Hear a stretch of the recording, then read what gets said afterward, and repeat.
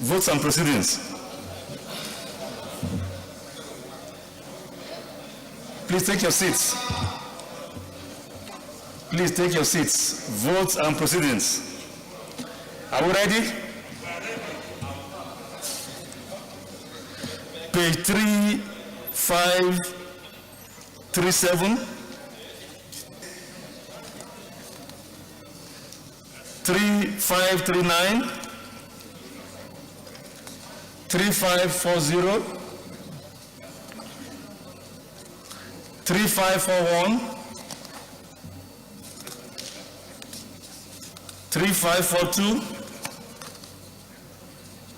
3543.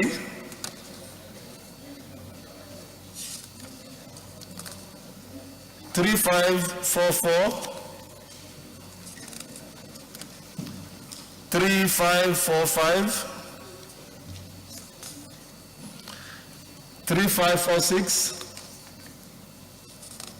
3547. 3548. 3549. 3550. 3551.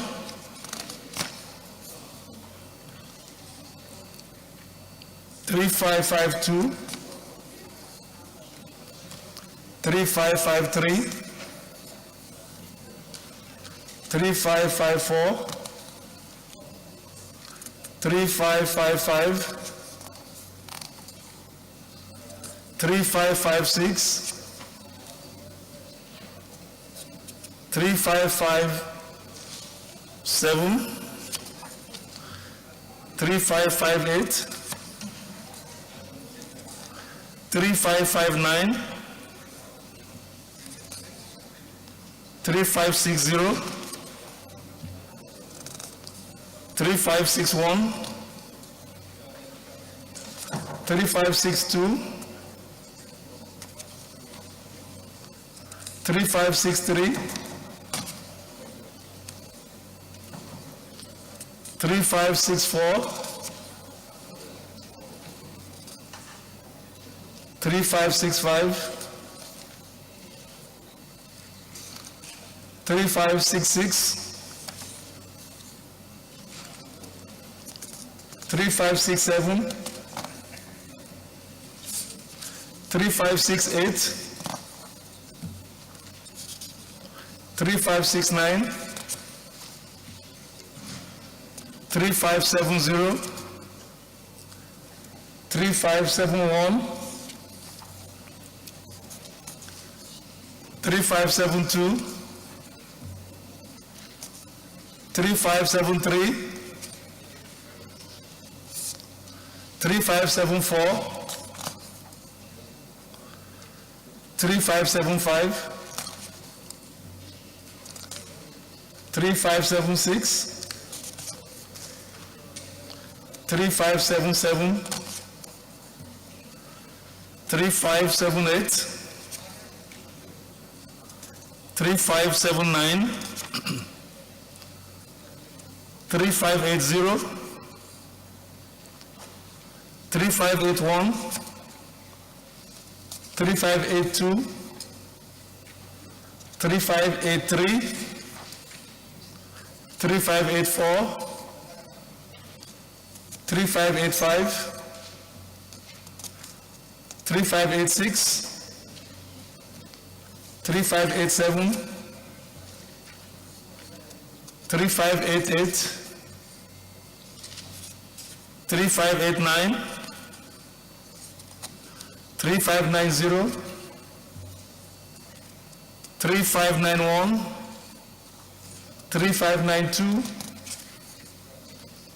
3593. 3594. 3595. 3596. 3597.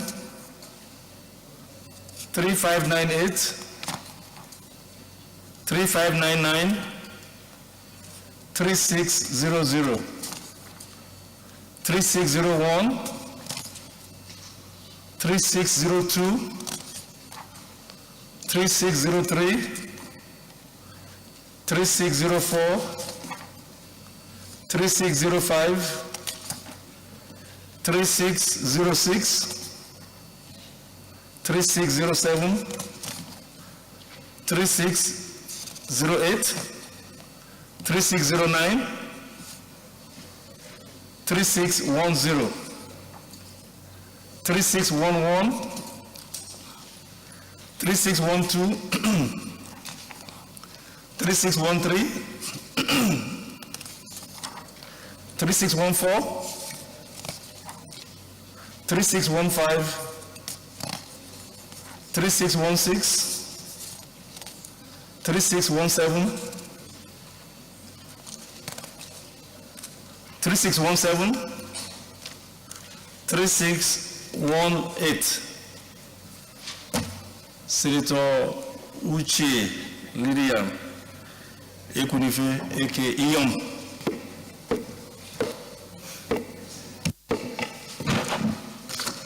Thank you, Mr. President. Mr. President, my colleagues, my name is Senator Uche Lydia Ekunife Iyom. I come from Anambra State. I represent Anambra Central. Mr. President, I rise to move that votes and proceedings of Wednesday, 16th March 2022 be considered and adopted. I so move. Thank you. Senator Olerebe, please. Thank you, Mr. President, distinguished colleagues. My name is Ibrahim Yahya Oloriegbe. I represent Kwara Central Senatorial District. I rise to second the motion as ably moved by my colleagues, distinguished Senator Iyom. I so second. Thank you. Those in support that the votes and proceedings of Wednesday, the 16th day of March 2022 be approved, say aye. And those against say nay. The ayes have it. The votes and proceedings of Wednesday, the 16th of March 2022 is hereby approved and adopted.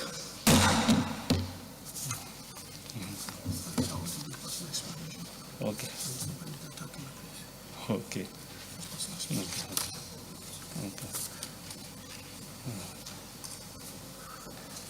Announcements.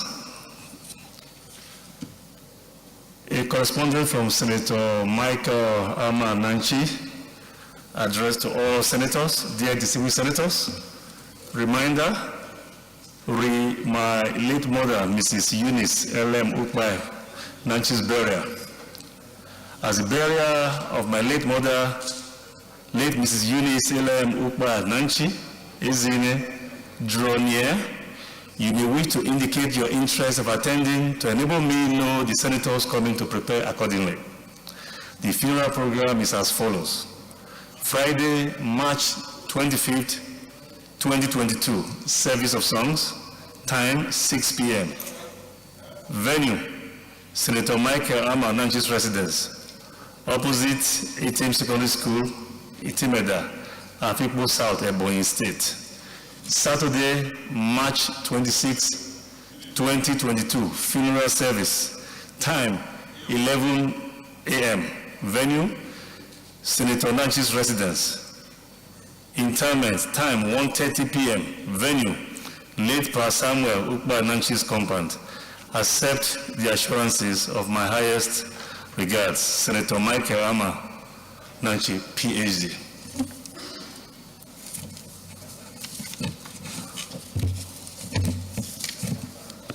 Further announcements?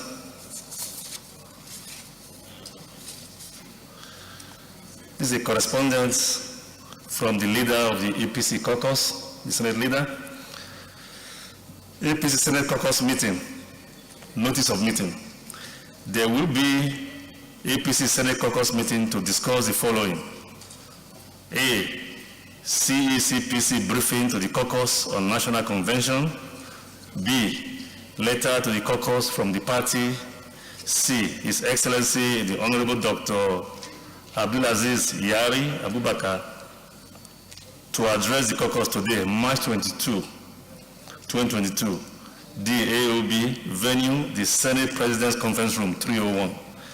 Venue, Senate President's Conference Room 301. Time, 2 p.m. Time, 2 p.m. immediately after the plenary. Signed, Senator Yahya Abdullahi ON, PhD, Senate Leader. I think that's all for the announcement for today. Oh, there's one more. I almost deliberately forgot it. Deliberately so. A correspondence from the minority leader addressed to the Senate President, notice of interactive meeting. This will invite all members of the PDP Senate Caucus to an interactive meeting with former Senate President, His Excellency Bukola Saraki, presidential aspirant of PDP. Date, Tuesday, the 22nd day of March 2022, in bracket, that is today. Venue, House 5A, number 7 Ghana Street, Metama, Abuja. Time, 7 p.m. We request all caucus members to note and attend, please. Signed, Senator Enyi Abaribe, Minority Leader. And those who wish to switch to APC, do not attend this meeting.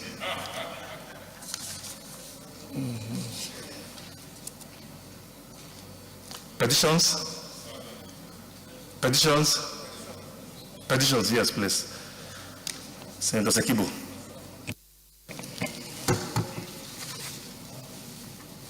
Mr. Senate President, my distinguished colleagues, and Senator George Thompson Sekibo, I have a petition from one of the communities that make up my central district by name Rumucheta.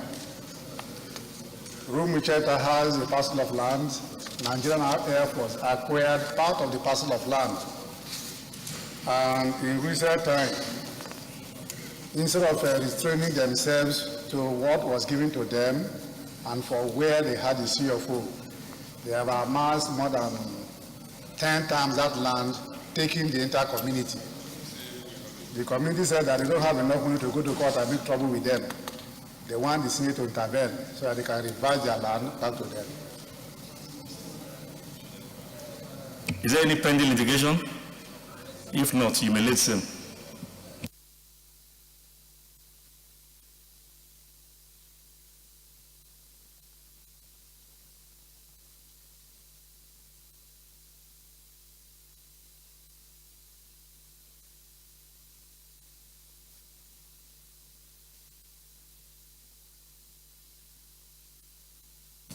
The petition is referred to the Committee on Ethics and Privileges to report back in 2 weeks. Leader of the Senate. Order, Senator Sabi.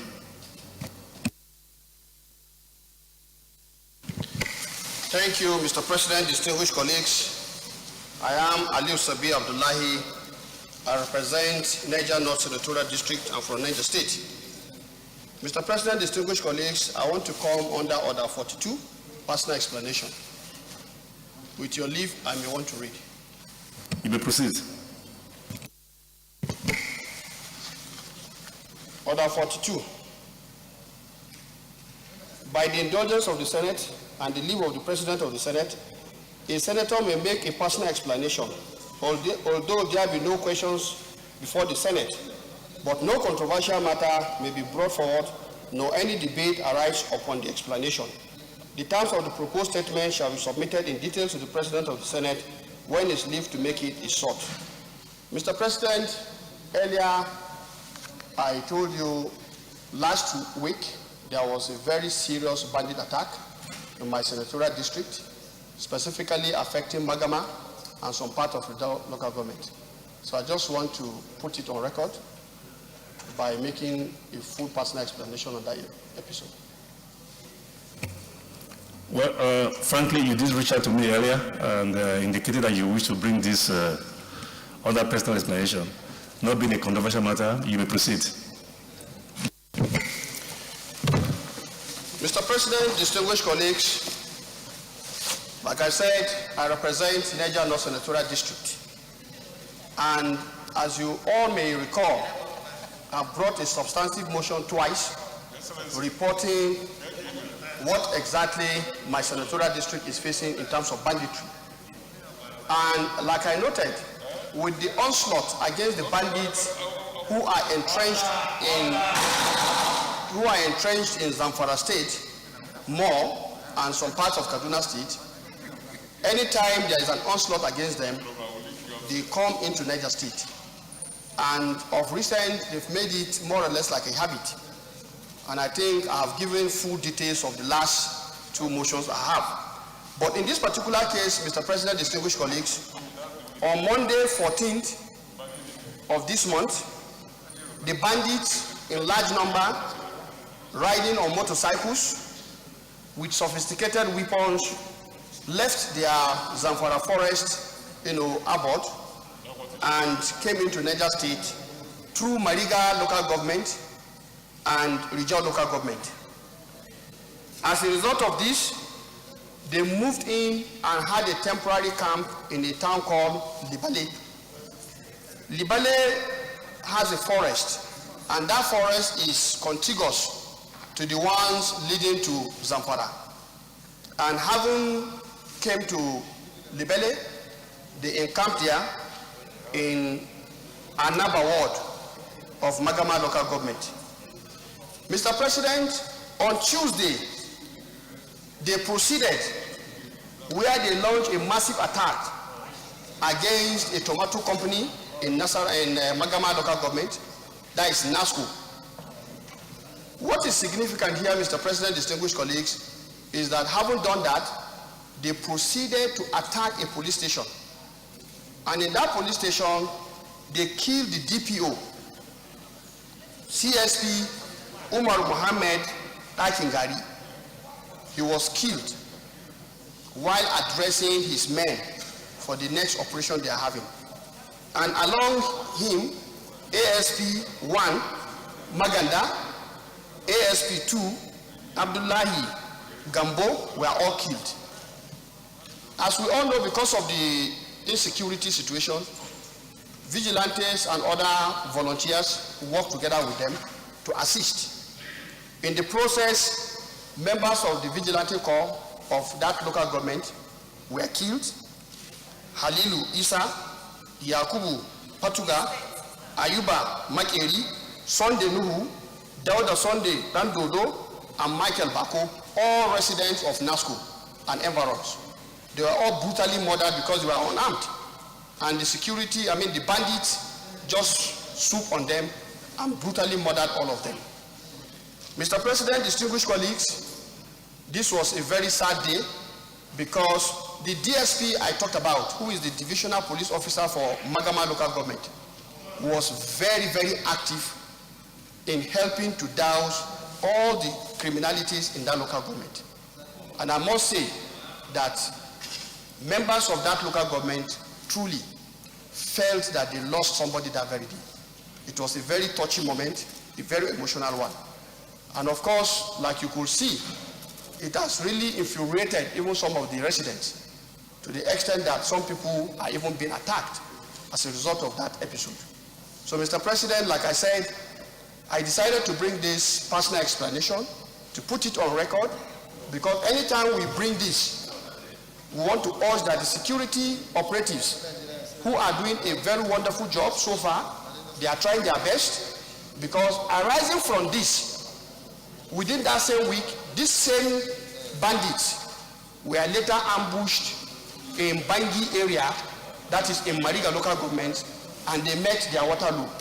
So it's important we bring this kind of information here, first to encourage our security operatives to put up the heat and continuously block the areas where these bandits normally come in, because they have a no route.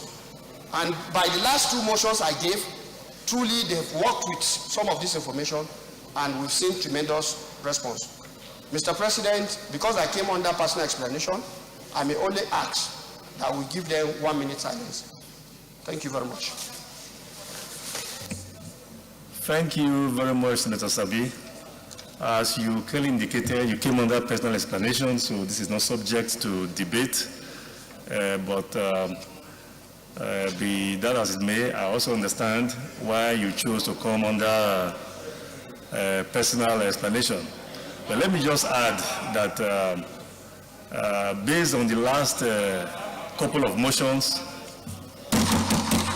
please take your seats. Take your seats. Based on the last couple of motions you brought here, alerting the security agencies to the challenges in your state, and most specifically, having indicated the route that these bandits are perfected for use in perpetuating these criminal activities. One would have thought that the security agencies will actually do a better job in quarantining that environment. But from your present explanation, it's also clear that they've done their best. They were not unmindful of that, and they were able to at least come back with a reprisal to take them out. But would have wished that they took a proactive action, not an action coming after lives have been lost. But be that as it may, we'll continue to encourage the security agencies, to do all they can to police as much of our territory, especially in Niger State, which is about one of the largest landmass we have in this country.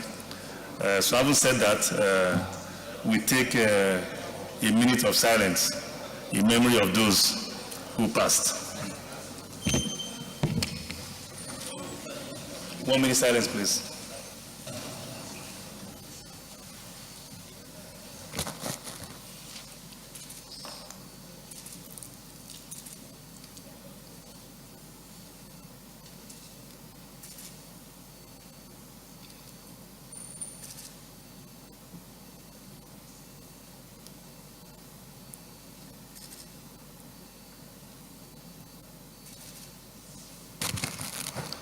May the souls of the police officers and others who passed in this gruesome attack rest in perfect peace. Amen. Leader of the Senate. Point of order, Senator Sekibo.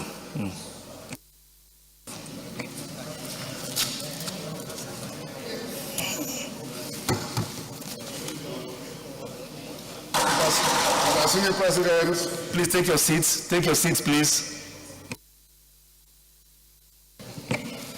I am Senator George Thompson Sekibo. Mr. President, I'm coming under privileges. Order 10 and 11 of our standing orders. Order 10 and 11 of our standing orders. And then section 4.228 and 318 of the Constitution of the Federal Republic of Nigeria as amended. You may read.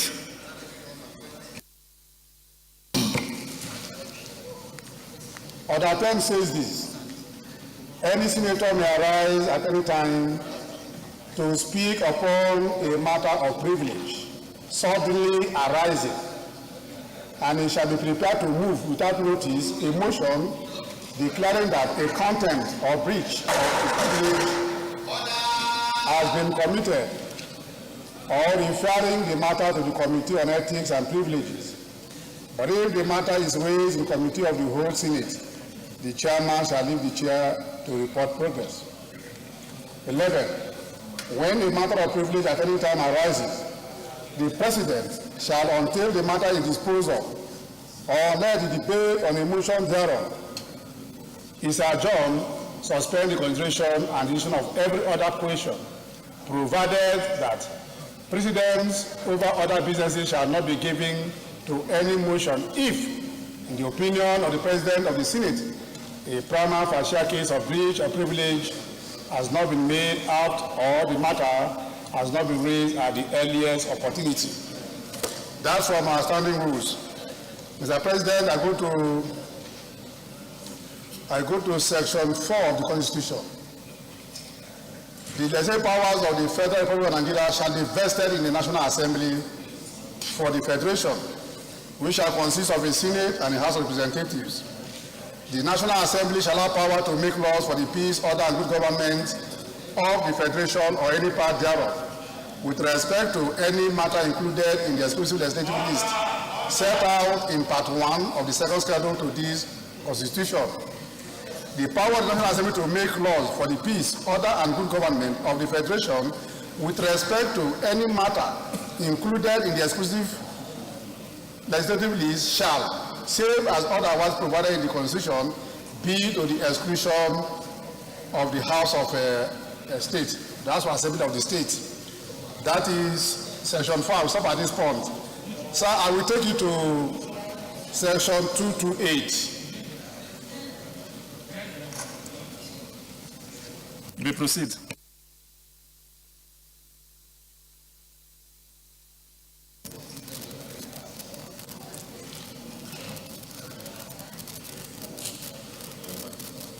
Jason. Section 228. The National Assembly may by law provide, he's talking about INEC, guidelines and rules to ensure internal democracy within political parties, including making laws for the conduct of primaries, party congresses, and party convention.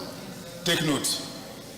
B, the conferment on the Independent National Electoral Commission of powers as may appear to the National Assembly to be necessary or desirable for the purpose of enabling the Commission more effectively ensure that political parties observe the practices of internal democracy, including the fair and transparent conduct of party primaries, party congresses, and party convention.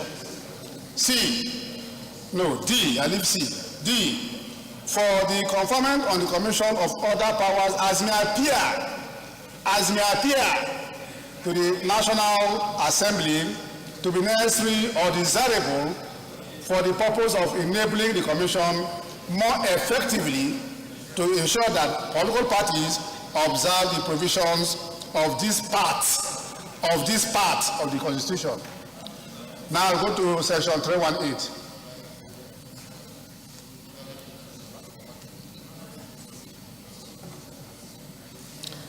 Section 318 is the interpretation of our Constitution. Number one, it says this: in this Constitution, unless it is otherwise expressly provided or the context otherwise requires, civil service in the Federation means service of the Federation in a civil capacity as staff of the Office of the President, the Vice President, a ministry or department of government of the Federation assigned with the responsibility for any business or government of the Federation. And then it went further to say, public service of the Federation means the service of the Federation in any capacity in respect of the government of the Federation and includes services as clerk or other staff of the National Assembly or of each house of the National Assembly, member of staff of the Supreme Court, the Court of Appeal, the Federal High Court, the National Industrial Court, the High Court of the Federal Capital Territory, Abuja, the Sharia Court of Appeal of the Federal Capital Territory, Abuja, the Customary Court of Appeal of the Federal Capital Territory, Abuja, or other courts established for the Federation by this Constitution and by the Act of the National Assembly. It went further. Public service means member of staff of any commission or authority established for the Federation by this Constitution or by any act of the National Assembly. It now says D, staff of any area council, staff of statutory corporation established by an act of National Assembly, staff of educational institution, and it defines all the staff. Mr. President, I come under these orders because of a judgment that was delivered in Abia State, I think just last week. That's why I'm coming with this order. I don't have anything against the judge, but Mr. President, the difference, what the man is relying on in the judgment is not the interpretation of the Constitution. The Constitution defines for us who is a civil servant and who is a public servant. It does not include political appointees. It does not. More so, Section 4 gives us the power to make good laws. And in our mind and our mindset, any law we are making here is a good law. Now, Section 228 gives us also the power to make certain laws to guard the independent National Electoral Commission so that it can effectively discharge our function. If in course of our job, and we felt that Section 8412, as we enshrined in the Independent Electoral Act that was just assented to, is for the good interest of the country, of the people, I don't think that we should just be somebody will go to court without joining the Senate or the House of Representatives where this law emanates from, because we originate the law before the president ascended to it. So if you think it is faulty, either you take us to court or make us part of that case. We did not know, we were not told, and then they just went there and got a judgment destroying our work over 1 year, struggling to do here, as if no 1 year has the head to do any good thing. So we are here to make good laws for our country. And so I want to move, because the privilege is to ask me that I can move a motion without necessarily telling you before. I want to move that matter be discussed now, or be discussed as a motion. The Senate discuss that matter and take a position. The reason is very simple. If you don't do so, tomorrow somebody can just go to court and just bring any law we made here and destroy it, which is not good for democracy. There are 3 arms of government: the judiciary, the legislature, and then the executive. We have our separate functions. We are independent. I am not saying that the court cannot interpret our laws. The court will interpret our laws, but not necessarily telling us that what we have done is a sham. So, Mr. President, I want to move that this Senate look into this matter and discuss it and take a stand on it. So, whether we have to appeal on the matter or to say that we can give Nigerians the opportunity to justify whatever we are doing here anytime, any day. I so move.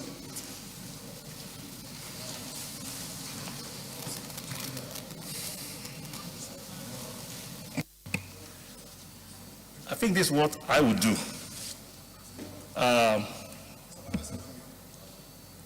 Okay, Senator Taz, you want a second? Okay, you may do so. Thank you, Mr. President. I am Senator Chukwuka Otaze, and I represent the good people of Enugu North Central District of Enugu State. Mr. President, distinguished colleagues, I rise to second the motion ably moved and informedly too by most distinguished Senator Thompson Sekibo, that this Senate here and now look into the issue concerning the attempt by the court in Abia State to oust some sections of the bill we just passed into law concerning the issues surrounding the public servants in politics and who want to run elections and all issues thereto.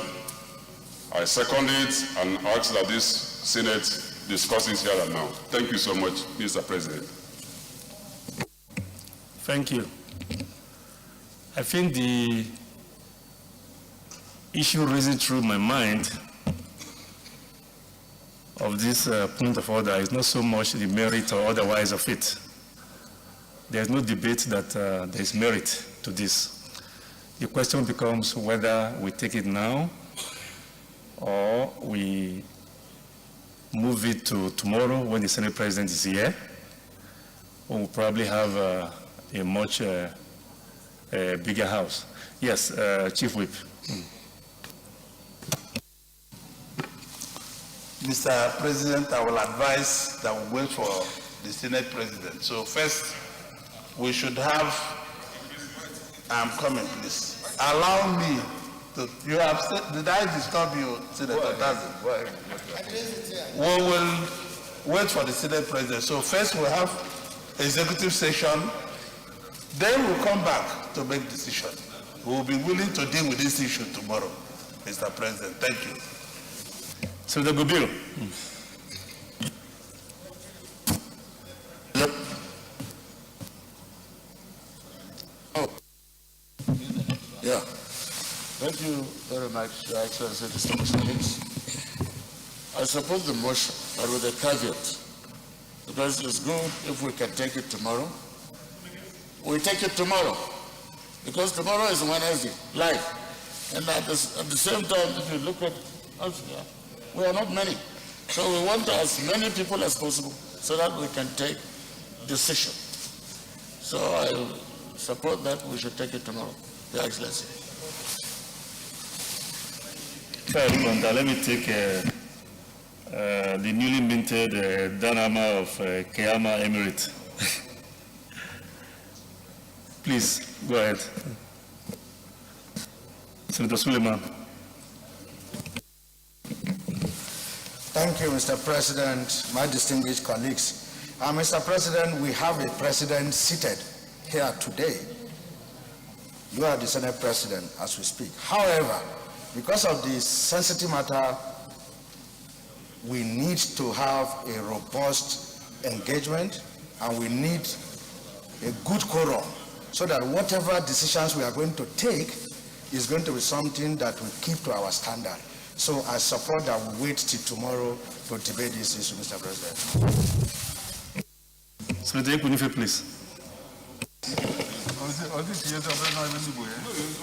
Mr. President, I believe the President is sitting where the President of the Senate we are seeing now. And if you go to the origin of this motion, the origin is privilege. Section 10 of our Senate rules. It does not make provision for us to discuss this matter tomorrow. We'll have to discuss it because that is the matter on the floor. If we want to discuss any matter for tomorrow, we have to go to section 42. And if section 41, is either we take it there by suspending 51 or we take 41 and push it for tomorrow. This one does not give us the liberty to take it tomorrow, but the decision is yours, Mr. President.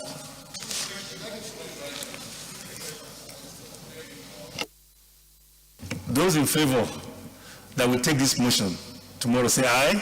Aye. Those against say nay. The ayes have it. Your point of order is sustained and the matter is referred to tomorrow for discussion. Thank you. Only you, again. Point of order. Mr. President, it's my privilege to be a senator after working too hard. So, first, order 10 and 11 I will not read. It said it must be taken now. But I'm going to order 22. Is it on the matter I've already ruled on? No, is it on the matter I've already ruled on? Something new? If it's not something new, okay, go ahead.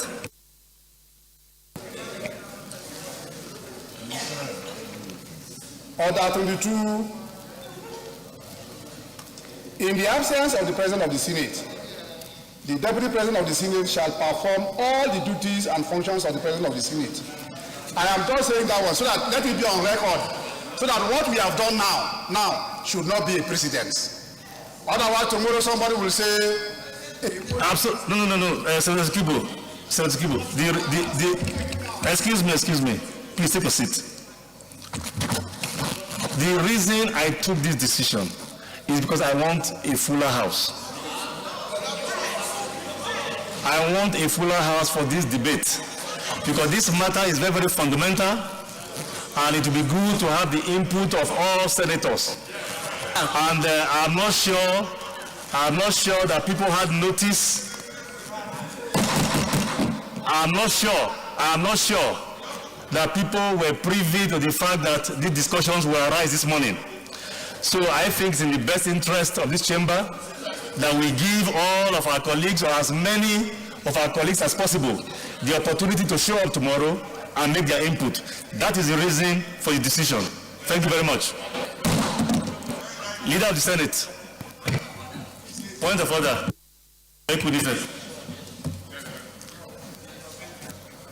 Oh. Okay. Senator Betty Apiavi, please.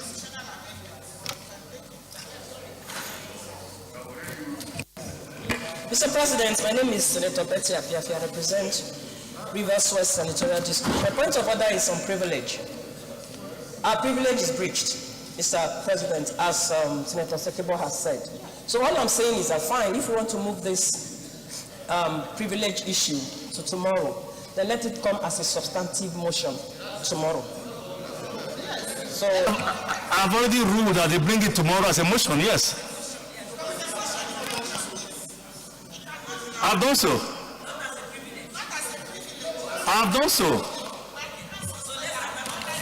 No, that order says you should come by motion, and you bring it tomorrow by motion. It is best tomorrow to come by motion, so all of us will have an opportunity to discuss it. That is my ruling. Leader of the Senate. You. Leader of the Senate. Mr. President, my highly respected and distinguished colleagues, the first business of the day is the presentation of a House bill standing in my name on the Federal College of Education Technical, Aworo. Point of order, Senator Sabi, please. Thank you, Mr. President, distinguished colleagues. I think we need to be guided as it is. Order 20, subsection clause G. It says duties and functions of officers of the Senate. And here we are talking about the presiding officers. He said, be responsible for the observance of the rules of debate. He shall give rulings on points of order or of constitution raised during debate. Since he has already ruled, that remains what is agreed upon. So tomorrow, when I said yes, I was agreeing to the fact that tomorrow you are coming by a substantive motion to enable everybody debate this issue. There's no any other way you can bring in something here for us to debate other than a substantive motion. So I think that is the ruling, and I thought we should be guided on this so that we don't bicker too much. Thank you. Thank you for your clarification, Sabi. Leader of the Senate.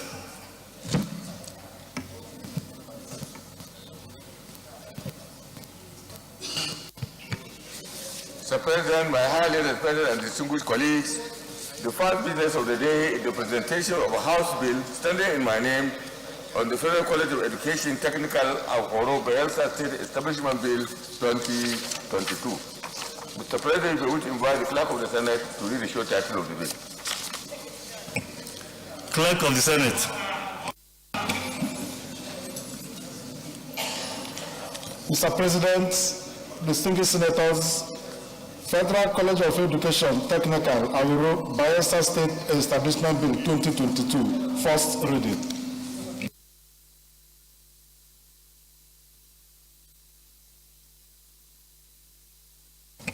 Federal College of Education Technical, Aworo, Bayelsa State Establishment Bill 2022, HB 1429, first reading taken. Leader of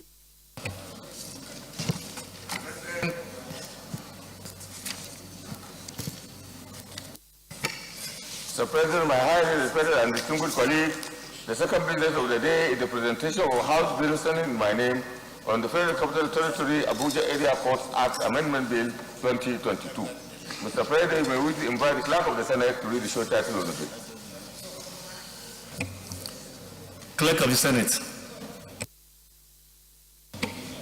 Mr. President, distinguished senators, Federal Capital Territory Abuja Area Costs Act Amendment Bill 2022, HB 67, first reading. Federal Capital Territory Abuja Area Courts Act Amendment Bill 2022, HB 67, first reading, taken. Leader of the Senate. Mr. President, my highly respected and distinguished colleagues, the third business of the day is the presentation of a bill standing in the name of distinguished Senator Clifford Odia on the National Environmental Standards and Regulations Enforcement Agency Act Amendment Bill 2022.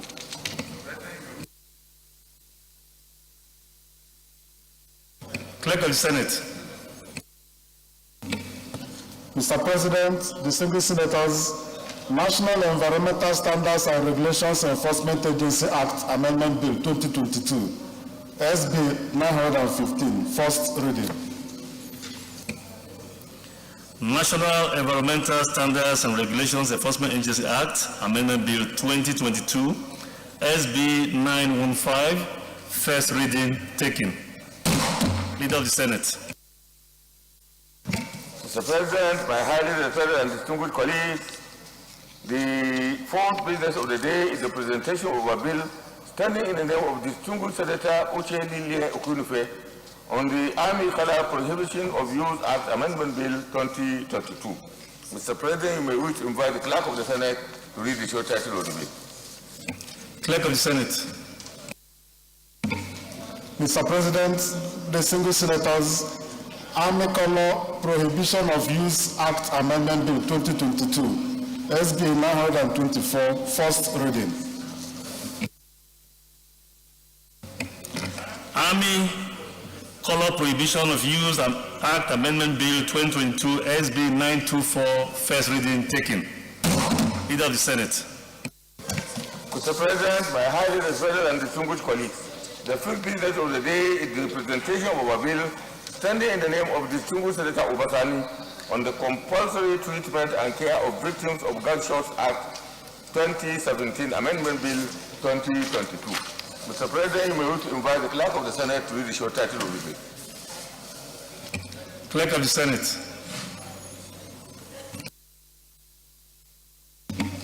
Mr. President, distinguished senators, Compulsory Treatment and Care for Victims of Gunshots Act 2017, Amendment Bill 2022, SB 958, first reading. Compulsory Treatment and Care for Victims of Gunshot Act 2017, Amendment Bill 2022, SB 958, first reading, taken. Leader of the Senate. Mr. President, my highly respected and distinguished colleagues, the first order of the day is a motion standing in my name on the rescission of clause 2, 3, 10, and 11 of the National Agricultural Development Fund Establishment Bill 2022 and committed to the Committee of the Whole. Mr. President, with your permission, I would like to move the motion. Please proceed.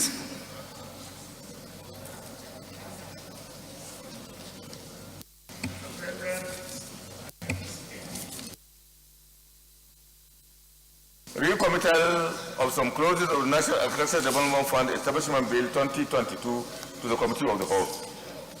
The Senate records that the National Agricultural Development Fund Establishment Bill 2022 was passed by the Senate and the House of Representatives and was transmitted to Mr. President Commander-in-Chief for assent.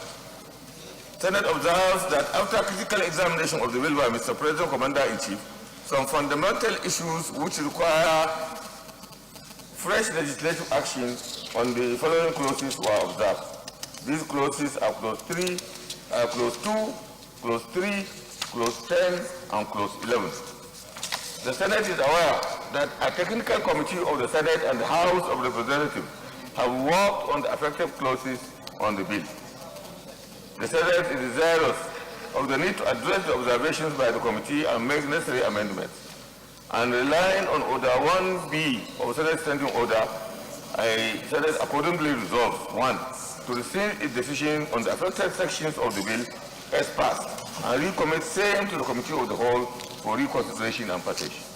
I so submit. Minority Leader. Thank you, Mr. President. I so second. In the absence of any contribution, please move the motion for Committee of the Whole. Thank you, Mr. President.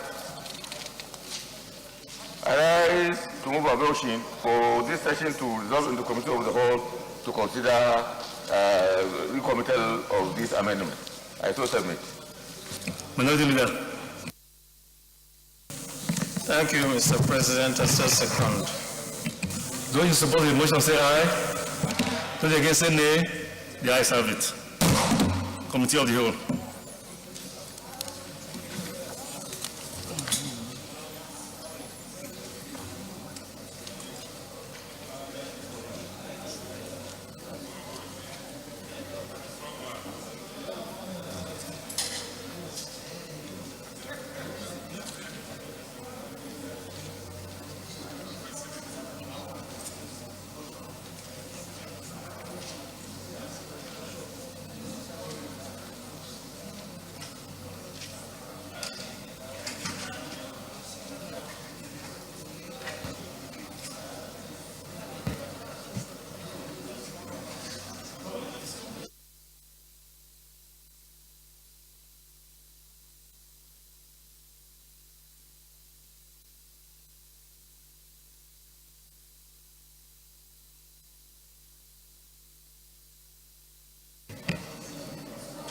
You are busy reading something, that's why.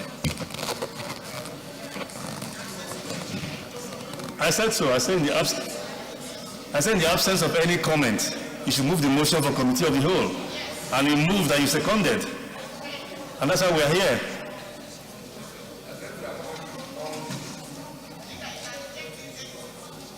Is it by way of amendment? Okay, go ahead.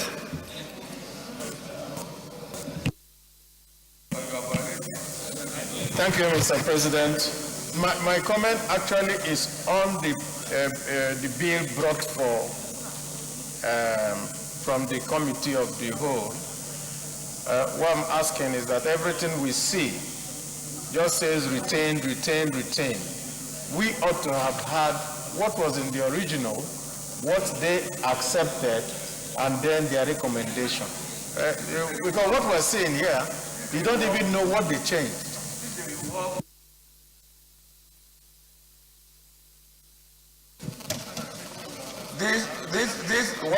What is submitted here has been what the Joint Committee of the Senate and the House have reworked on those sections of the bill which were questioned by the executive arm of government. So we saw it as a kind of waste of resources for us to reprint the entire bill, and bring it here. We think that every member has this entire bill. So when you go back, check your documents, you will find what is there, replace them with what is here. That's the issue. That is the same thing.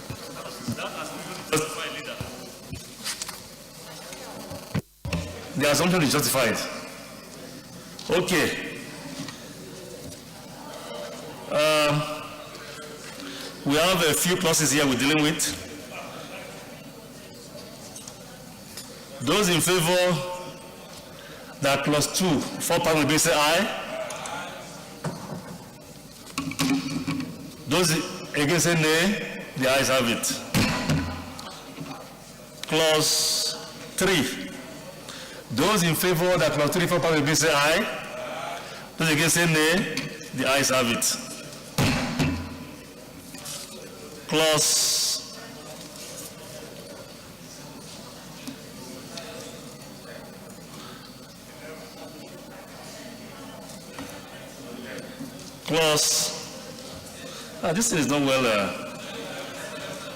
10.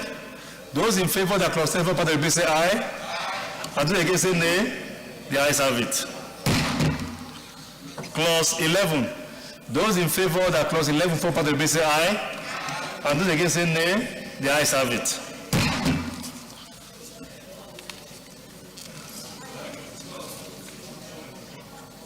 That's 11, that's all right. This is not very clear. Clause 12. Those in favor that clause 12 part of the bill say aye. And those against say nay. The ayes have it. Leader. Mr. President, I rise to move that this chair reports progress. I so move.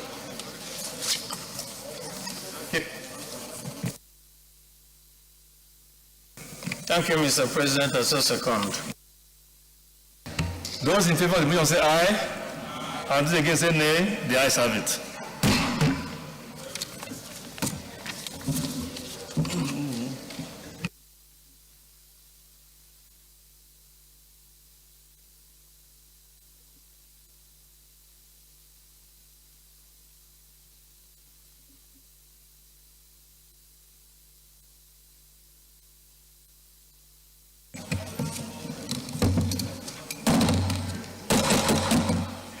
The Senate, in the Committee of the Whole, considers the National Agricultural Development Fund Establishment Bill 2022 and approved as follows. Clause 2, as recommended. Clause 3, as recommended. Clause 10, as recommended. Clause 11, as recommended. Clause 12, as recommended. Interpretation nil. Short title nil. Schedules nil. Explanatory memorandum nil. Is this a true reflection of what transpired in the Committee of the Whole?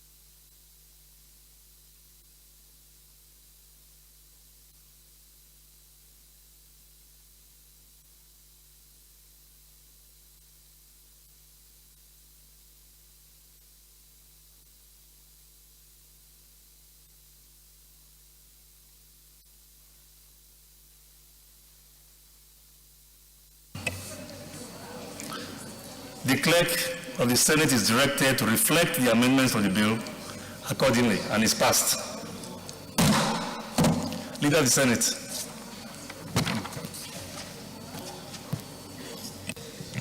Mr. President, my highly respected and distinguished colleagues, the second order of the day is the second reading of the Infrastructure Development Bill 2022. Distinguished senators will recall that the bill was read the first time in this distinguished chamber on Wednesday, 9th February 2022. Mr. President, you may wish to invite distinguished Senator Sadiq Suleiman Omar to move the motion for the bill to be read the second time.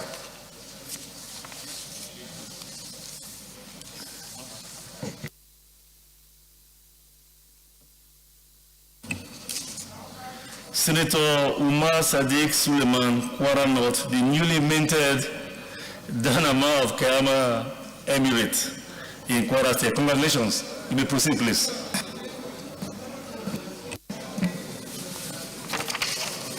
Thank you, Mr. President, my distinguished colleagues. I am Sadiq Suleiman Umar. I represent the good and decent people of Kwara North, who are. Mr. President, my distinguished colleagues, I rise to lead the debate on a bill for an act to provide for the facilitation and coordination of public infrastructure development, 2022 SB 919.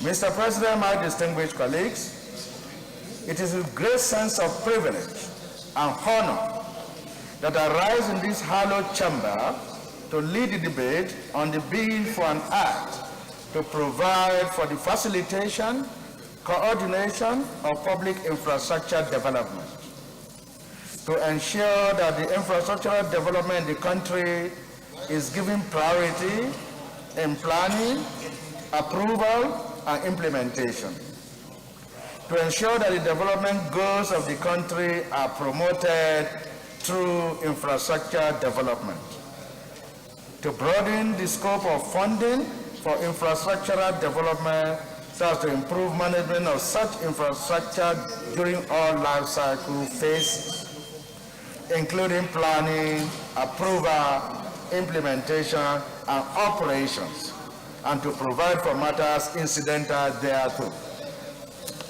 The bill was read for the first time in this hallowed chamber on Wednesday night, February 2022. Background. One of the critical parameters for measuring economic development of a nation is the level and sufficiency of infrastructure development. Indeed, it has been acknowledged globally that infrastructure is central to economic development of the states as an employment driver.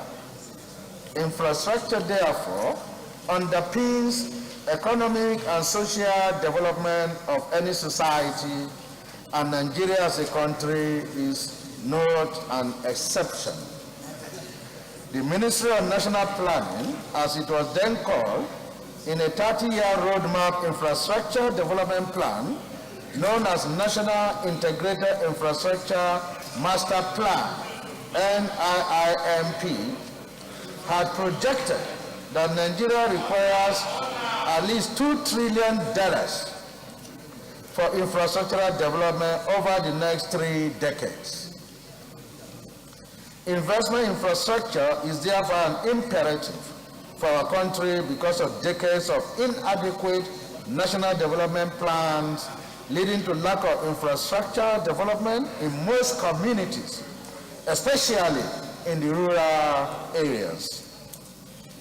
This situation hobbled economic and social development in these areas, making it difficult for enterprises to have access to economic opportunities, thereby undermining efforts to improve basic quality of life, that is, health, education, and security for our people. A holistic approach must therefore be deployed to address key challenges for sustainable development in order to bridge this deficit in infrastructure, which is very huge, Mr. President, my distinguished colleagues. Relevance. Mr. President, distinguished colleagues, to achieve a sustainable infrastructure development, we as a parliament must address this gap of poor legal framework in addition to government policy instability and political will, lack of holistic view of national planning, coordination between ministries, departments, and agencies. The division of responsibilities for infrastructure across the Federation from ministries, department and agencies to state-owned companies, to local government areas and regulatory bodies portends the risk of contradictory plans and priorities, resulting in cost rising and development damping effects. This bill therefore seeks to ensure a more strategic, coordinated response to these challenges by proposing, amongst other mechanisms, the establishment of a National Integrated Infrastructure Coordinating Commission. Objective of the bill. The bill provides for a legal framework for National Integrated Infrastructure Coordinating Commission, NIICC, and its implementing structures. It also provides for the identification and implementation of strategic integrated projects, SIP, which are of significant economic or social importance to Nigeria, and the appointment of relevant ministries to chair SIPs. Provision is also made for the appointment and functions of steering committees to provide technical support and oversight for the SIPs. Generally, it provides for practice and procedure which seek to ensure that infrastructure development is not undertaken merely in a transitional manner, but in a manner which seeks to advance national development goals. This bill will, in addition, define infrastructure in asset units It will also provide infrastructure investment bond guarantees, and will also fine-tune the process of infrastructure concessioning by the ICRC. The financial compendium to this bill is contained in the schedule attached hereto. In conclusion, Mr. President, my distinguished colleagues, our desire to achieve national economic development will remain a mirage unless and until necessary actions, not limited to those proposed in this bill, are taken to give a facelift to the infrastructural shortfall in this country.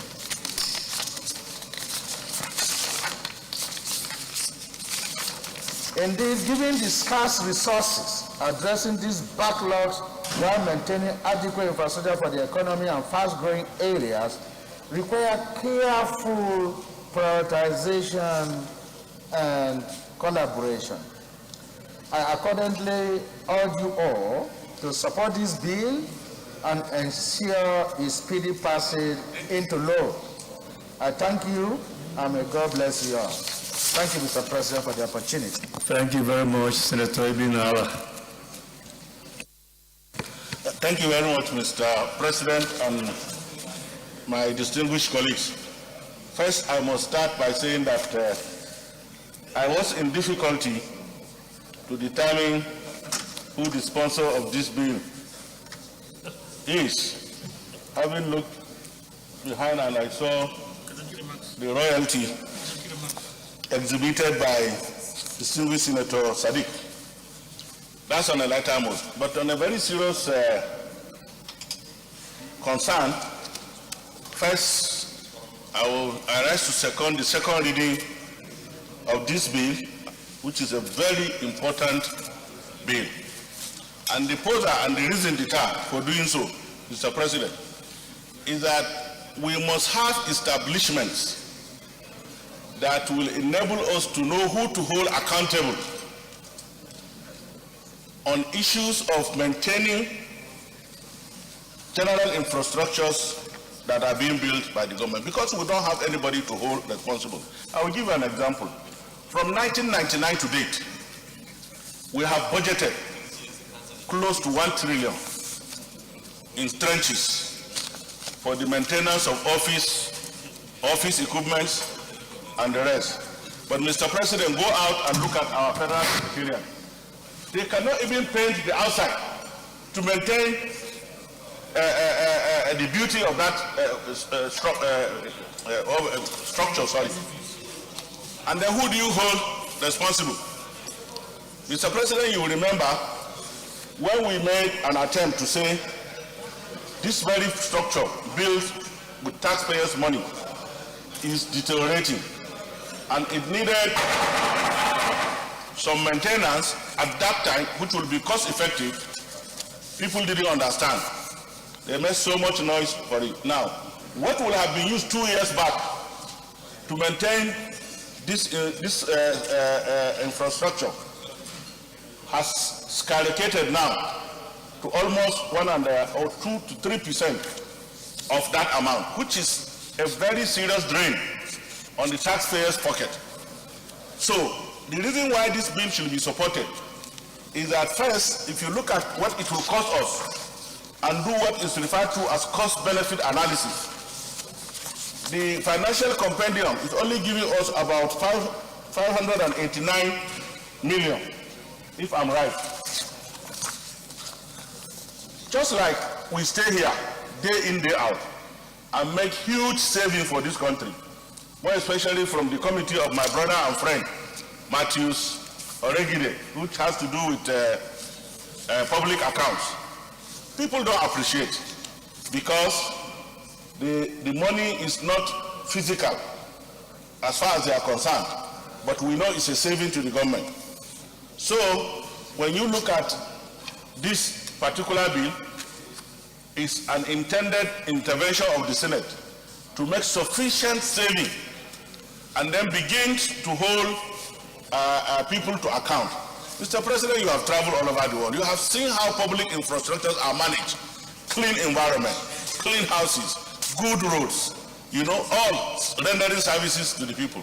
But when everyone comes to the parliament and asks for money for office maintenance, office equipment maintenance, and at the end of the day, we see nothing. Rather, we see a decaying infrastructure going on. When we invest heavily on the maintenance of our roads, and yet they remain unpassable throughout the year, then it means we must put something somewhere where some people can be held to account.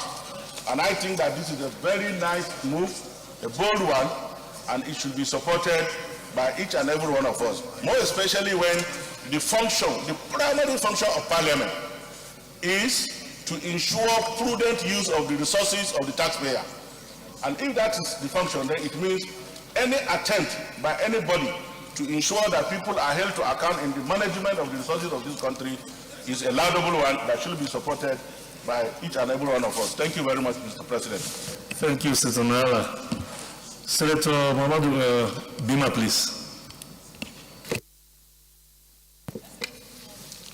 Thank you, Mr. President.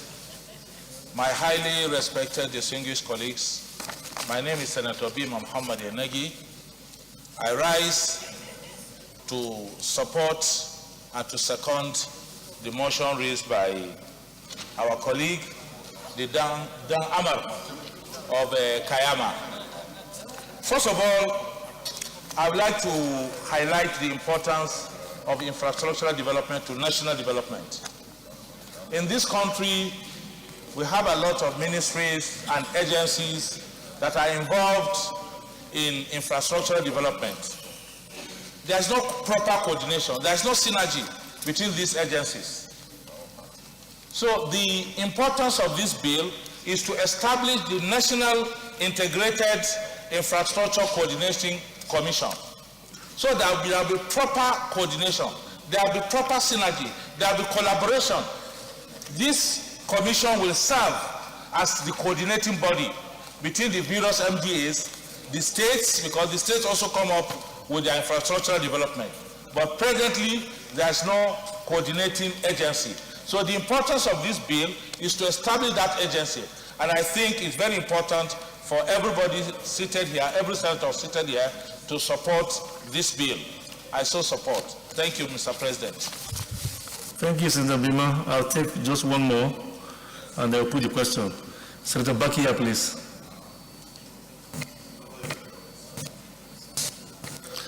Okay. In the interest of fairness, after him, I will take Suswan, and then we'll go to the question. Thank you, Mr. President, distinguished colleagues. I'm Senator Engineer Kabir Barkia, representing Qatar Central. I rise to second this very, very important bill presented by Senator, who's of course the Amal of Kayama, Taban just last Saturday. Let me congratulate him once again. And of course, Mr. President, everybody knows the importance of coordinating infrastructure development in this country. Just the business facilitation and the coordinating. Because of course, if the infrastructure are not good, then there's no development, no good development. Let me just give example of road sector. I know for the past 25 years, Mr. President, we have been struggling, this National Assembly has been struggling to have an umbrella coordinating both the construction, rehabilitation and maintenance of the federal roads in this country. But because of selfish interest of some individuals, the things up to now could not see the light of day. That's Federal Road Authority and also Federal Road Fund Authority. So, Mr. President, unless we have these coordinating agencies, definitely we are not going anywhere. So if you look at other states, it's the same thing. Because assuming we have this Federal Road Authority and under which of course the Federal Road Fund, we put all our road construction and the construction will continue, accordingly. So, but unless we have the same thing in other agencies, we cannot proceed. So therefore, Mr. President, I'm really supporting this very important bill. Actually, for the second read, passage of the second read of the bill, I really second it. Thank you, Mr. President, and Mr. President. Thank you very much, Senator Bakia. I will take Senator Suswan, and then I'll put the question. My name, Dr. Gabriel Suswan, Benue Northeast. Mr. President, your fairness is not in doubt. And I pray to God that as you move higher, you will be very fair to the people of Delta across party lines, as you are doing here. Mr. President, I rise to give my voice in support that this bill should be read the second time. Mr. President, the problem that we're having in this country is not new. Between the 70s and the 80s, most countries in Latin America had this similar situation. What did they do? Mr. President, they decided that for you to have proper coordinated infrastructure in their countries, that they needed legal framework that could protect potential investors who were not necessarily the indigenous. And so they engaged in what we are trying to do here today. They created, especially if we look at the situation in Argentina, Brazil, and a few other Latin American countries. Mr. President, they created legal framework. And so they were able to invite investors who hitherto were afraid that if they put their money, they might not be able to realize anything from it. Now, we have very serious infrastructural deficit in this country. And Mr. President, the difference between a developing and a developed country is basically infrastructure. Because if you go to countries that are termed developed, infrastructure is taken for granted. And so if we want to move to the stage of a developed country from developing, Mr. President, we need to be serious as to what we are doing. So I support the contributions of my colleagues here, that this legal framework, this coordinating commission that we intend to put together, it is very important because we now know where to put, rather who to hold accountable when it comes to issues of infrastructure. Also, Mr. President, I think that this bill must be given all the support that it deserves so that we can now begin to take infrastructure in this country for granted, just like any developed country. Otherwise, this appropriation that we do every year in and out have not given us the desired result. People just put money, we just allocate money here. At the end of the year, they say their contracts have been awarded. You don't see anything meaningful. But if we have this kind of commission put together, we now know that it's okay for you to integrate and coordinate properly infrastructure in this country. We will know where to go and who to hold accountable. And so, Mr. President, I want to join my colleagues once again in giving total support that this bill be read the second time, Mr. President. I so submit. Is there anybody who's opposed to this bill? Opposed? Okay, Senator Namani, please. Thank you, Your Excellency, the Senate President. My name is Chimaro Kenamai. I represent Enugu East Senatorial Zone. This is another attempt to put another bleed on national resource. This is to create an organization that is so big that is going to be involved in territorial battles. You have due process, you have project implementation, you have Ministry of Works. This is just another attempt to create a bureaucracy that will continue to put a bleed on the taxpayers and the national resource. I oppose it, and I oppose it vehemently. Thank you. I put the question. Those in favor that this bill be now read the second time say aye. And those against say nay. The ayes have it. Clerk of the Senate. Mr. President, distinguished senators, a bill for an act to provide for the facilitation and coordination of public infrastructure development to ensure that infrastructure development in the country is given priority in planning, approval, and implementation, to ensure that the development goals of the country are promoted through infrastructure development, to broaden the scope of funding for infrastructure development, and to improve the management of such infrastructure during all life cycle phases, including planning, approval, implementation, and operations, and to provide for matters incidental thereto. 2022, second reading. A bill for an act to provide for the facilitation and coordination of public infrastructure development, to ensure that infrastructure development in the country is given priority in planning, approval, and implementation, to ensure that the development goals of the country are promoted through infrastructure development, to broaden the scope of funding for infrastructural development, and to improve the management of such infrastructure during all life cycle phases, including planning, approval, implementation, and operations, and to provide for matters incidental thereto. 2022. Second reading taken. The bill is referred to the Committee on National Planning and Economic Affairs and to report back within 4 weeks. Leader of the Senate. Mr. President, my highly respected and distinguished colleagues, the third order of the day is the second reading of the Nigerian Investment Promotion Commission Act, Cap N 117, Laws of the Federation of Nigeria, 2004 Amendment Bill 2022. The distinguished senators will recall that the bill was read the first time in this chamber on Thursday, 15th October 2020.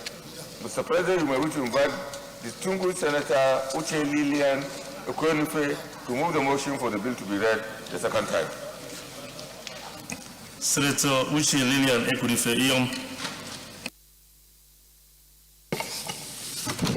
Thank you, Mr. President. Mr. President, my distinguished colleagues, my name is Senator Uche Lilian Ekwenife. I represent Anambra Central. I am from Anambra State. Mr. President, thank you for the opportunity. Mr. President, I move that the bill for an act to amend the provisions of the Nigerian Investment Promotion Commission Act, Chapter N117, 2004, to make provisions for the protection of micro, small, and medium enterprises from unfair competition and for other matters related. Mr. President, distinguished colleagues, this is a very simple but an important amendment to the Act of Parliament establishing the Nigerian Investment Promotion Commission. Mr. President, you will recall that this bill was first read on October 15, 2020. The bill seeks to amend the Nigerian Investment Promotion Commission Act to protect our micro, small, and medium enterprises from unfair competition by foreign individuals or enterprises, in particular, those enterprises that do not call for specialized expertise. It has also made provision for minimum foreign capital investment thresholds for foreigners willing to participate in some other areas of businesses with Nigerians.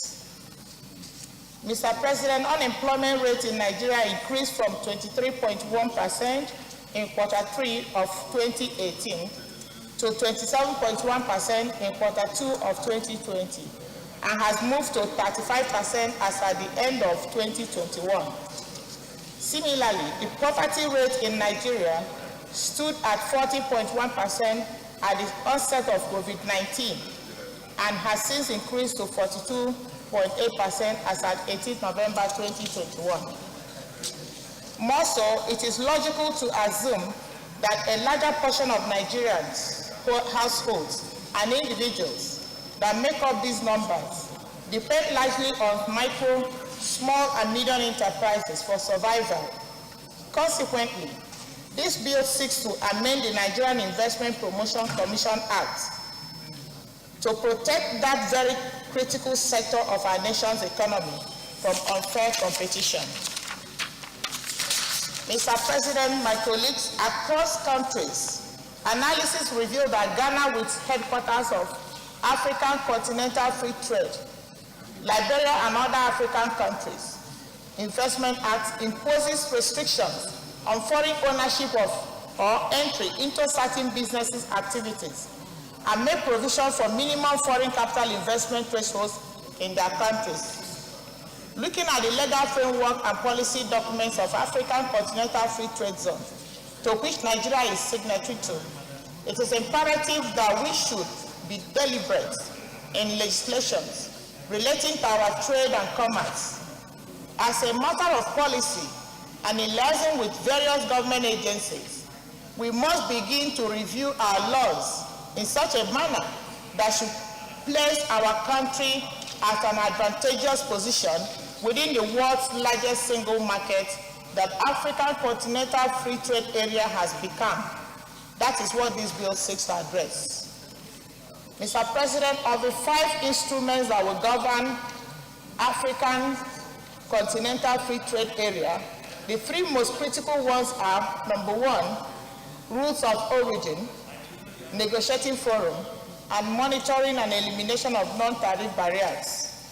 With the fact that operationalization of AFTA commenced on January 1, 2021, against the original deadline of July 2020, which could not be actualized because of COVID-19, it has become most compelling that the passage of this amendment be fast-tracked. Structure of the bill, clauses 2 and 3 seek to strengthen the composition of the Council of the agency. Clause 4 deals with the real essence of the amendment by highlighting the flaws in the Principal Act. In the Principal Act, Section 17 provides that a non-Nigerian may invest and participate in the operation of any enterprise in Nigeria except those on the negative list, which equally applies to Nigerians as interpreted in Section 31 of the Principal Act. Mr. President, by the provision of Section 17 of the Principal Act, if not amended as canvassed here, then a foreigner who chooses can practically go into any form of business in Nigeria, including retail sales of garri, suya, or akara, without any form of restrictions or control. And this is not obtainable in any country, especially African countries. Mr. President, Clause 5 seeks to enforce compliance with due process in business registration processes in our country. Clauses 6 and 7 deal with some aspects of responsibilities of all tiers of governments of the Federation. That's involvement of all tiers of government, local government, state, and federal. In conclusion, Mr. President and my colleagues, the purpose of this amendment has been clearly defined here, and the outline is devoid of complexities. The provisions are consistent with the mandate of Nigerian Investment Promotion Commission, and in particular, this bill does not in any way add financial burdens on government. Rather, in a short run, it is going to yield revenue to governments. In addition, the proposed amendments as presented here will go a long way in protecting Nigerian-owned businesses, micro, small, and medium enterprises, and help boost local entrepreneurship. Finally, the amendment would help mitigate the high unemployment rate in our country. Mr. President, my distinguished colleagues, I want you to view the main objectives of this bill as being laudable and worthy of your support. I crave your indulgence, so please support this very important amendment. I thank you, Mr. President. Senator Sadi, please. Thank you, Mr. President, distinguished colleagues. I'm Ali Sabi Abdullahi, Niger North. Mr. President, I want to second and support that this bill be read the second time. And in doing so, Mr. President, let me commend distinguished Senator Uche Lilian for this very timely intervention through this bill.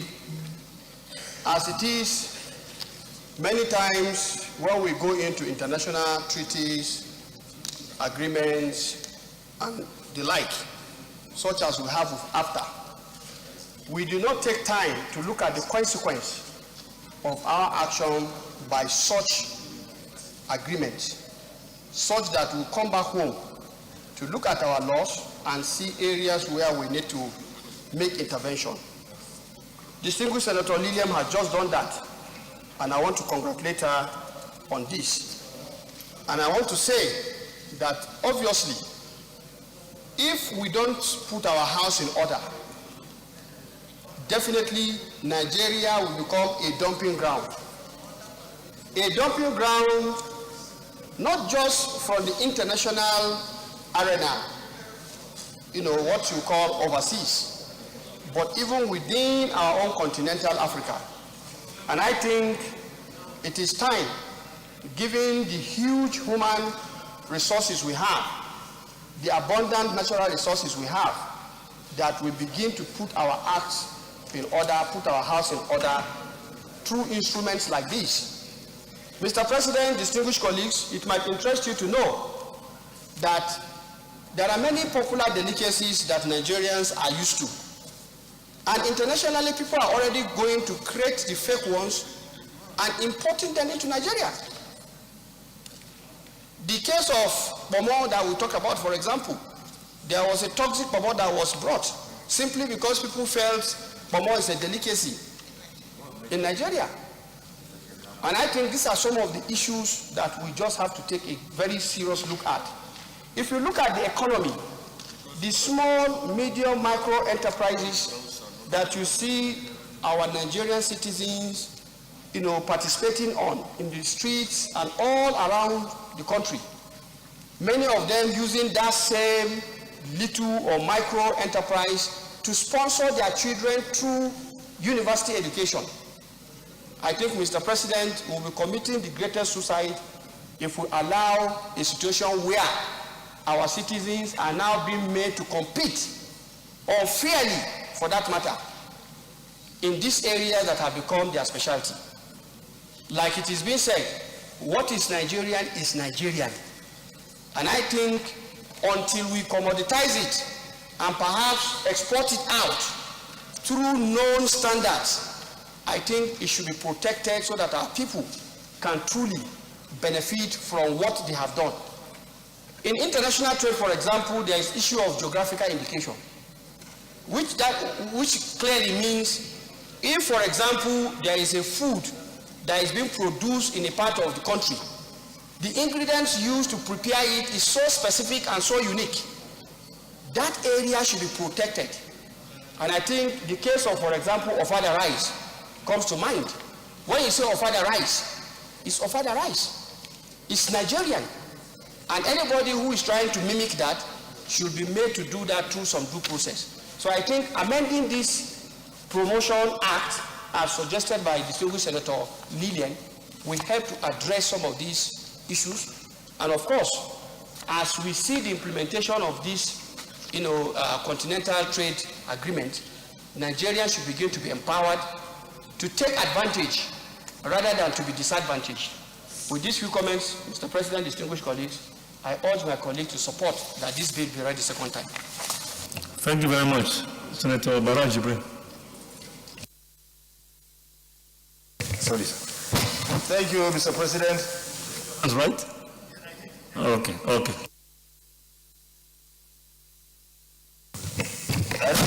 Mr. President, I stand to support this bill and also commend the sponsor of the bill. Mr. President, we are all aware that the fundamentals, the foundation of every economy, particularly the economies of the third world, is based and is being moved by the SMEs. The larger ones are very few, but the SMEs are the ones that are common. You find them everywhere. And what do we need to do? We need to protect them from unfair competition. We need to protect them so that they cannot be killed. Because when you kill SMEs, you kill the economy of Nigeria. You find that everywhere you go to, Wuse, you go to everywhere, you find SME all over. They are the greatest, they are the highest number of employers of labor. So, we need to ensure that our business environment protects them. Therefore, our laws should be tailored in a manner that will create protection for them. We should make sure that we rejig our laws so that our laws will go in tandem with what is applicable in the international arena, so that we can give protection to them. Even not even in Nigeria, even developed economies.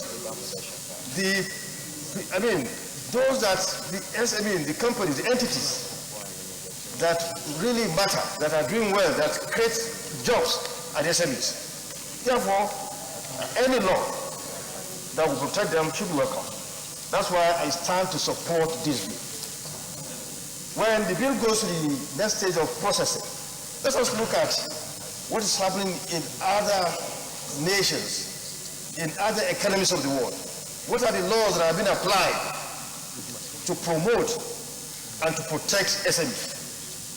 We can let us invent the wheel. This is welcome. What the bill is trying to do is welcome. But let's expand the horizon to make sure that we look at what is happening elsewhere, so as to bring all those things to go in tandem with what will create a fair environment for SMEs in this country. I therefore urge my colleagues to support this bill, because when you support this bill, the bill that is talking about creating a fair economic environment for SMEs, is a bill that is crafted to help the entire economy of this country. I say so me. Thank you, Mr. President.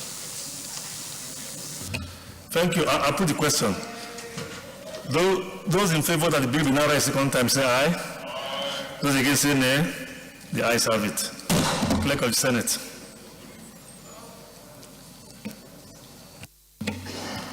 Mr. President, distinguished senators, a bill for an act to amend the provisions of the Nigerian Investment Promotion Commission Act, Cap N117, Laws of the Federation of Nigeria 2004, to make provisions for protection of micro, small, and medium enterprises from unfair competition and for other related matters, 2022, second reading. A bill for an act to amend the provisions of the Nigerian Investment Promotion Commission Act, Cap N117, Laws of the Federation of Nigeria 2004, to make provisions for protection of micro, small, and medium enterprises from unfair competition of other related matters, 2022. Second reading taken. The bill is referred to the Committee on Trade and Investment to report back within 4 weeks. Leader of the Senate.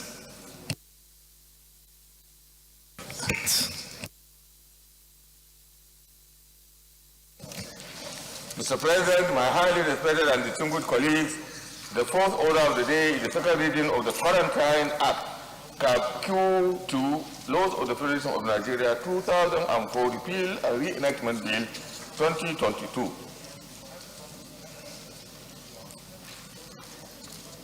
The distinguished senators will recall that the bill was read the first time in this chamber on Tuesday, 15 February 2022. Mr. President, you may wish to invite the distinguished Senator Chukwuka Utazi to move the motion for the bill to be read the second time.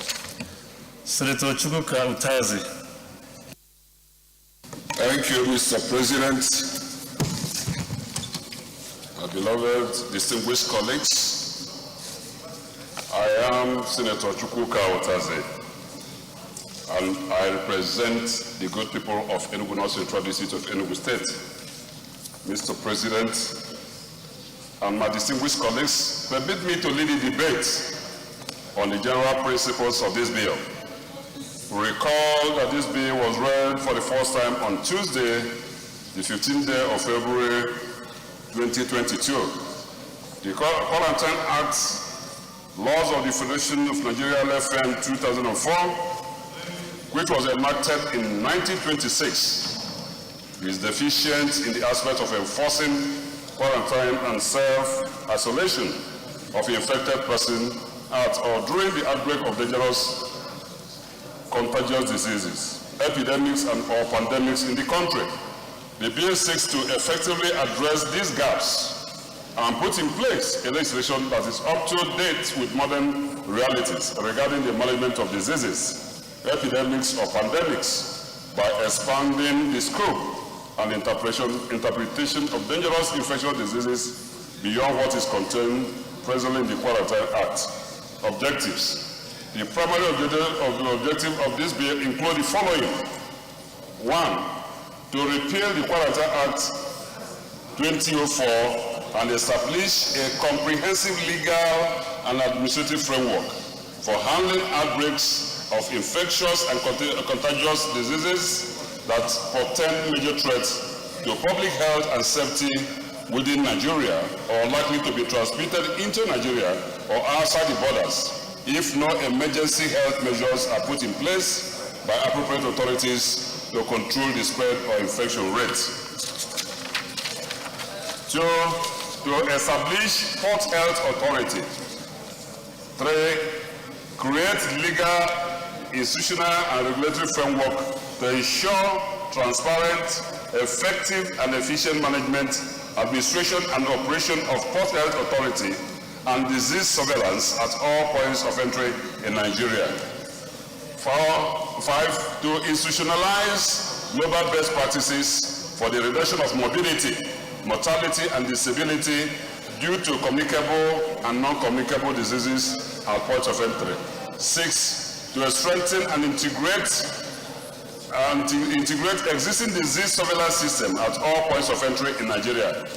And 7. To make provisions for Port Health Authority to exchange information with the Nigeria Center for Disease Control and Prevention and other public health institutions and agencies in Nigeria and other countries in matters relating to epidemics, outbreak preparedness, prevention, and responses. I'll leave out the other ones and get to the main crux of the matter, which the highlights of the bill. They include the following. 1. Provision of a legal and institutional framework for imposition and implementation of mandatory self-isolation and quarantine of infected persons. 2. Introduction of movement restrictions and adoption of appropriate safety and welfare measures at or during the outbreak of dangerous contagious diseases. 3. Provision of statutory power to the President and in appropriate circumstances the Governor to declare any place or area an infected area and accordingly issue appropriate regulations and directives to prevent the spread of such infections in Nigeria and the transmission from Nigeria to any other part of the world. 4. Provision of funds and accountability mechanisms for containment measures introduced following the outbreak or during disease, epidemics, and pandemics. And 5. Prescription of offenses and appropriate punishments for violations and contraventions associated with the control and management of dangerous contagious diseases, epidemics, or pandemics. Benefits of the bill. 1. This bill, when passed, will replace a 96-year-old piece of legislation which has lost touch with the present-day realities. 2. Nigeria now has a legislation which makes comprehensive provisions for effective and efficient public health emergency management and response in line with international best practices. Financial implications. In compliance with Order 77.3 of the Standing Rules of the Senate of the Federal Republic of Nigeria, with respect to the procedure of bills, compendium, and consolidation, which says inter alia that on the introduction of a bill, a compendium of background information and financial implications of such bills, if passed into law, shall be delivered to all senators. The financial involvement of this bill is already built into this bill by the inclusion of Section 15, which establishes a fund for the implementation and operation of the authority established thereunder. Conclusion. Mr. President and distinguished colleagues, I urge you to support the passage of this bill. Thank you and God bless. Thank you. Any contributions? If none, Senator Nala, please. Thank you very much, Mr. President and my distinguished colleagues. I think it's important that we understand the reason why this bill must be supported. First, I'm happy the presiding officer is aware that it's the general principle of law that freedom of movement is a constitutional right conferred on all the citizens of this country. It is equally important to understand the fact that where by any reason government action requires that that right be taken, we must proceed under a clearly defined law. And in view of the challenges that we face, more especially the recent experience of COVID, and we keep on hoping that nothing of that magnitude will visit the world, it is important that we strengthen our system to conform with established civilized standards. And in doing so, this is one intervention that points to that effect. Let it not be that one governor will just sit down for the purpose of one reason or the other and say, look, I have imposed coffee in my place, that there will be no movement because of environmental sanitation and all that and all that. And you are aware of recent that in Lagos State, some people went to court to challenge the power of Lagos State government to restrain them from moving on Saturdays for the purpose of conducting, what did they call it? Environmental sanitation. And the court held that Lagos State government had no such powers. And so it is to all other places. So in view of the fact that, like I have said earlier, that the right to freedom of movement is a fundamental right, and you know that once a constitution confers a right upon an individual, not even himself can say, I don't want the right. This is the case in Bola Ahmed Tinubu and the Attorney General of Lagos State. So I think that when we begin to intervene along this line, we are costing towards establishing a civilized system so that it can conform with international practice where it requires, where it relates to protection of the right of citizens. I'm therefore in support of this bill to be read the second time, and I urge the leader as he moves around to his seat to equally support this bill to be read the second time, and such other colleagues that are present and sitting rightfully in their seats for the purpose of conducting today's business. Thank you. Only those who are sitting rightfully on their seats, right? Those who are not otherwise doing that. Okay. Thank you very much, Senator Nala. I'll put the question. Those in favor that the bill will now read the second time say aye. And those against say nay. The ayes have it. Clerk of the Senate. Mr. President, distinguished senators, a bill for now to repeal the Quarantine Act, Cap 2, Laws of the Federation of Nigeria 2004, and reenact the Port Health Authority Act to make provisions relating to quarantine and make regulations for preventing the introduction into and spread in Nigeria of dangerous infectious diseases, the establishment of the Port Health Authority, and for other related matters, 2022, second reading.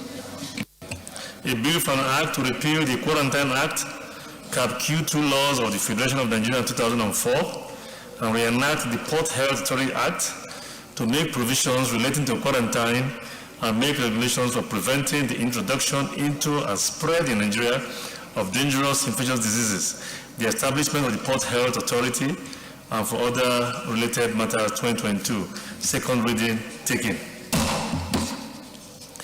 This bill is referred to the Committee on Primary Health Care and Communicable Diseases to report back within 4 weeks. Leader of the Senate.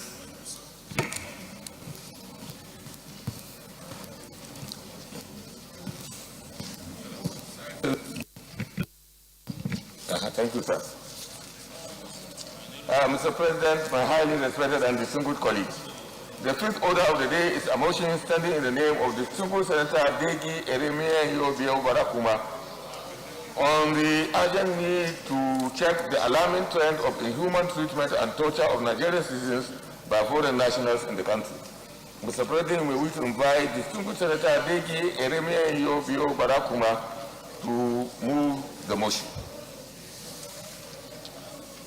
Senator Degi, please.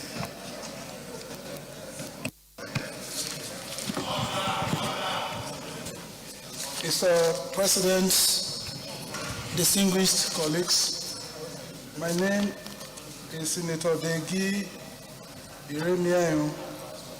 I represent Bayelsa East Senatorial District. And Mr. President, by your leave, it is my pleasure to move the motion on the urgent need to check the alarming trend of inhuman treatment and torture of Nigerian citizens by foreign nationals in the country. The Senate notes the series of brutality and inhuman treatments occasioning even deaths of Nigerian citizens by some foreign nationals, especially of Lebanese, Turkish, and Chinese descent, doing business in some major cities and rural areas in the country.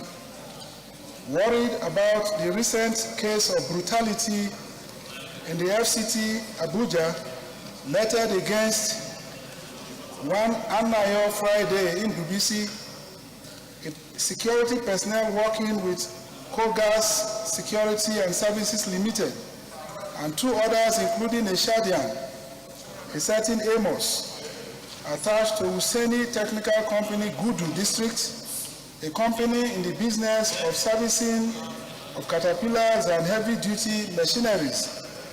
Further worried that on the 22nd of February 2022, the two citizens of Nigeria and the Shadian were brutalized in a fashion so repugnant on allegation of theft of iron rods, which ultimately led to the death of the latter. The said torture was ordered and carried out by a Lebanese citizen working with Husseini Technical Company in collusion with some of his Nigerian subordinates. Notes with consternation that in a bid to elicit a confession from the victims with respect to the alleged stolen iron rods, the Lebanese ordered some of his Nigerian subordinates to gag the mouths of Anayo Friday in Dubisi and the late Chadian with rags to stifle any noise from them, beat the victims mercilessly with iron rods, tied them to a car and drove them around their premises. The Lebanese also set his dog upon the victims and the said dog attacked them. Further notes with utter dismay that the second Nigerian, a security personnel on trying to defend and absolve Anayo Friday in Dubisi from any allegation whatsoever, was shot with an arrow, thereby leading to grievous bodily harm. Aware that some suspects have been arrested and paraded by officers of the Nigerian police force in connection with this nauseating crime against humanity, but without the Lebanese being equally apprehended or paraded. Surprised that certain insinuations have been made by some concerned security authorities involved in the matter that since the late Chadian was an illegal migrant, little or nothing can be done about the case. Aware that the administration of criminal justice system provides protection for foreigners such as the late Chadian, irrespective of his migration status, and alarmed about the despicable level of gross subjugation of Nigerians in their own country by some foreign nationals, noting that this type of incident has become one too many and must be urgently checked to preserve sanctity and dignity of human life at all times in accordance with our Bill of Rights as enshrined in Chapter 4 of our Constitution and other international conventions and protocols, bearing in mind that even in the animal kingdom, Mr. President, there are salient rules for hunting game. Accordingly resolves to 1. Roundly condemn in strongest of terms the dastardly acts committed against the victims, as this is seen as the height of man's inhumanity to his fellow man. 2.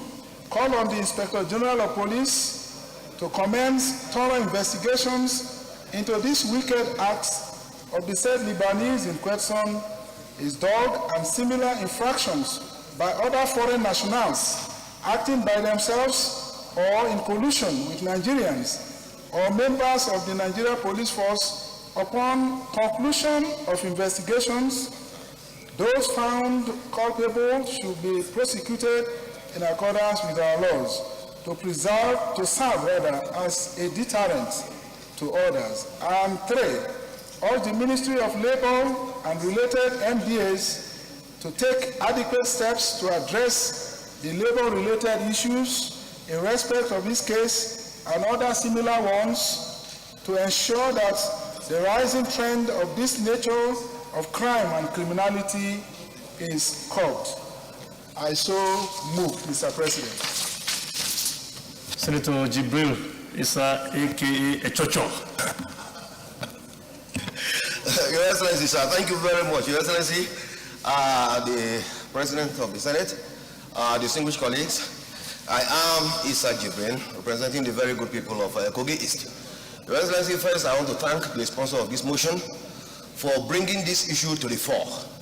There are several of these cases all over the place, but they are never reported because of fear of further victimization. Your Excellency, sir, I want to believe that this is a case of murder and it should be treated as such with all the attendant penalties. I, on this note, second the motion. I so second, sir. Thank you very much. I think we just proceed straight to the recommendations. Recommendation 1. Roundly condemn in the strongest terms the dastardly acts committed against the victims, as this is seen as the height of man's inhumanity to his fellow man. Those in favor of the recommendation say aye, and those against say nay. The ayes have it. Recommendation 2. Call on the Inspector General of Police to commence thorough investigations into these wicked acts of the said Lebanese in question, his dog, and similar infractions by other foreign nationals acting by themselves or in collusion with Nigerians or members of the Nigerian police force. Upon conclusion of investigations, those found culpable should be prosecuted in accordance with our laws to serve as a deterrent to others.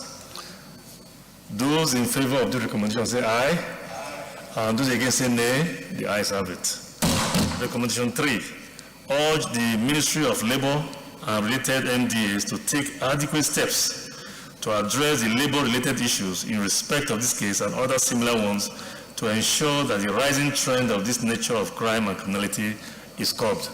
Those in favor of this recommendation say aye, and those against say nay. The ayes have it. Additional prayer, Senator Chocho. Your Excellency, sir, the additional prayer goes thus, that the Committee on Police Affairs should follow up on this case and report to the Senate periodically on the progress and on the final result. So come me. Any seconder?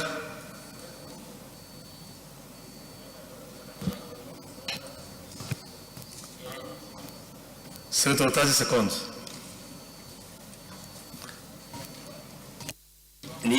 President, distinguished colleagues, I rise to second the additional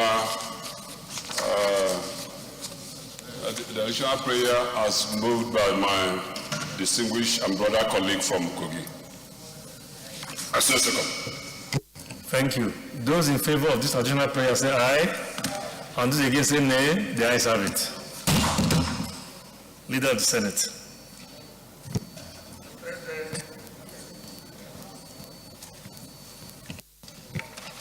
Mr. President, my highly respected and distinguished colleagues, given the mood of the Senate and also the heat in the chamber, I would like to move that this distinguished chamber steps down the remaining items on our order paper to another legislative day. I so move. Thank you, Mr. President. I so second. Those in favor of the motion say aye. Those against say nay. The ayes have it. Leader of the Senate. Mr. President, my highly respected and distinguished colleagues, I rise to move a motion that this Senate do adjourn until tomorrow, Wednesday, 23rd day of March 2022. I so move.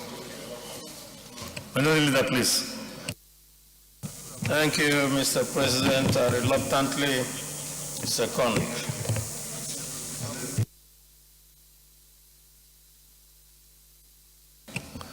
Those in favor of the motion that the Senate stands adjourned to the 23rd day of March at 10 a.m. prompt say aye.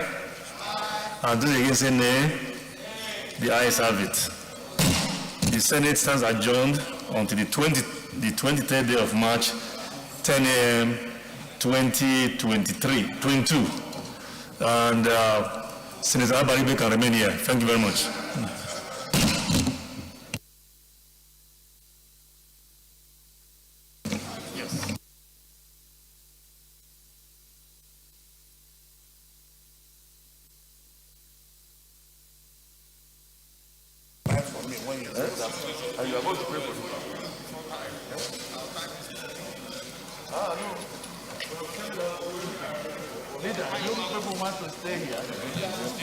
My chairman, you want to sleep here?